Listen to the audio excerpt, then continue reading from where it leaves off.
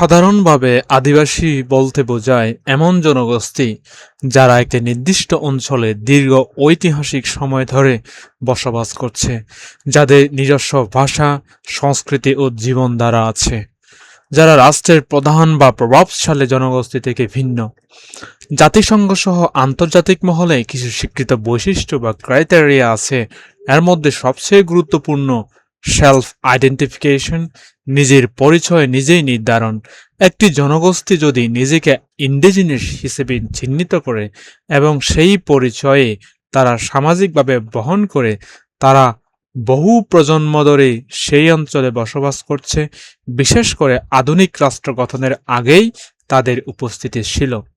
আলাদা ভাষা, আলাদা সংস্কৃতি, আলাদা সামাজিক প্রথা। তারা সাধারণত রাষ্ট্রের প্রধান প্রভাবশালী ক্ষমতাশালী গোষ্ঠী নয়, অনেক সময় সামাজিক অর্থনৈতিকভাবে পিছিয়ে থাকে। তাদের জীবনধারা ও সংস্কৃতি ভূমির সাথে জড়িত, যেমন পাহাড়, বন, নদী কেন্দ্রিক জীবন।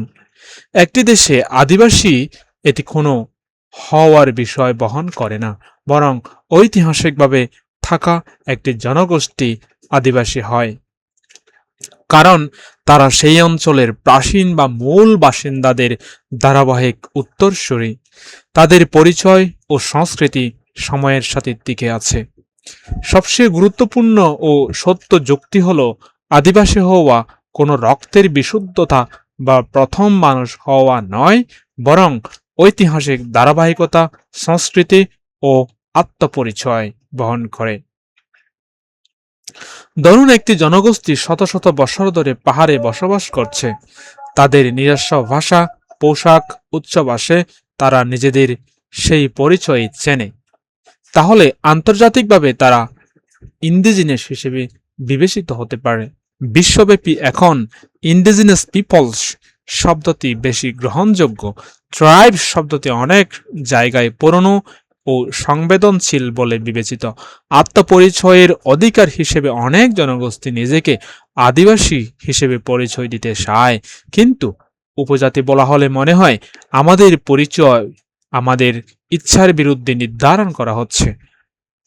রাষ্ট্র বিশ্বাস করে আদিবাসী বললে ভূমির অধিকার, আন্তর্জাতিক স্বীকৃতি, এই দাবিগুলো জোরালো হয়। তাই উপজাতি, ক্ষুদ্র নৃগোষ্ঠী বলা হয়, যেন এই দাবিগুলো সবসময় দুর্বল থেকেই যায়। তাই কিছু মানুষের মধ্যে এখনো ধারণা থাকে উপজাতি হলো পিছিয়ে থাকা মানুষ। তাই অবচেতনভাবেও এমন শব্দ ব্যবহার হয় যা সম্মানজনক নয়। এখন উপজাতি শব্দটি এসেছে শাসন ও শ্রেণীবিন্যাসের ভাষা থেকে, আদিবাসী শব্দটি এসেছে পরিচয় ও অধিকারের ভাষা থেকে। বাংলাদেশের সংবিধানে আদিবাসী ইন্ডিজিনাস শব্দটি সরাসরি ব্যবহৃত হয়নি, বরং 2011 সালের সংশোধনীতে, পঞ্চদশ সংশোধনীতে বলা হয়েছে, the people of Bangladesh shall be known as Bengalis as a nation. সংবিধানের মূল ভিত্তি হল বাঙালি জাতীয়তাবাদ। বাংলাদেশের বসবাসকারী সবাই জাতিগতভাবে বাঙালি জাতির অন্তর্ভুক্ত, এমন একটি রাষ্ট্রিক ধারণা।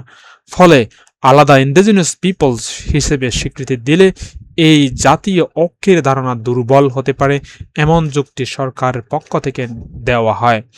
আন্তর্জাতিকভাবে ইন্ডিজিনাস পিপলস বলতে বোঝায় যারা কোনো অঞ্চলের প্রাচীনতম বাসিন্দা, উপনিবেশ বা অন্য জাতির আগমনের আগে থেকেই বসবাস করে।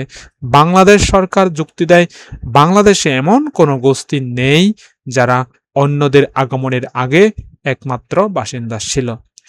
সবাই কোনো না কোনো সময়ে এখানে এসেছে। তাই আন্তর্জাতিক সংজ্ঞায় ইন্ডিজিনাস প্রযোজ্য নয়, এমন অবস্থান নেওয়া হয়। একটি ন্যায্য ও আধুনিক দৃষ্টিভঙ্গি হল, যে জনগোষ্ঠী নিজেদের যেভাবে পরিচয় দিতে চায় সেই পরিচয়কে সম্মান করা উচিত, কারণ পরিচয় শুধু আইনের বিষয় না, এটি সম্মান, সংস্কৃতি ও অস্তিত্বের বিষয়। মানুষ তার পরিচয়ের মাধ্যমে নিজেদের অস্তিত্ব অনুভব করে। কোনো জনগোষ্ঠীর স্বীকৃত পরিচয় অস্বীকার করলে তাদের মধ্যে বঞ্চনা ও অবিশ্বাস তৈরি হয়। ইতিহাসে দেখা যায়, যেখানে পরিচয় অস্বীকার করা হয়, সেখানে আন্দোলন ও সংঘাত বাড়ে। আধুনিক মানবাধিকারের একটি মৌলিক নীতি সেলফ আইডেন্টিফিকেশন। যখন একটি জনগোষ্ঠী নিজের পরিচয় নিজে নির্ধারণ করতে পারে, তখন তারা রাষ্ট্রের অংশ হিসেবে বেশি নিরাপদ বোধ করে। শান্তিপূর্ণ সহাবস্থান শুধু শক্তি বা নিয়ন্ত্রণ দিয়ে আসে না, ইতিহাসে ন্যায় বিচার, সম্মান এবং পারস্পরিক স্বীকৃতি থেকে। তাই বলা যায়, আদিবাসীর স্বীকৃতি দেওয়া শান্তিপূর্ণ ও টেকসই সহাবস্থানের একটি গুরুত্বপূর্ণ ভিত্তি।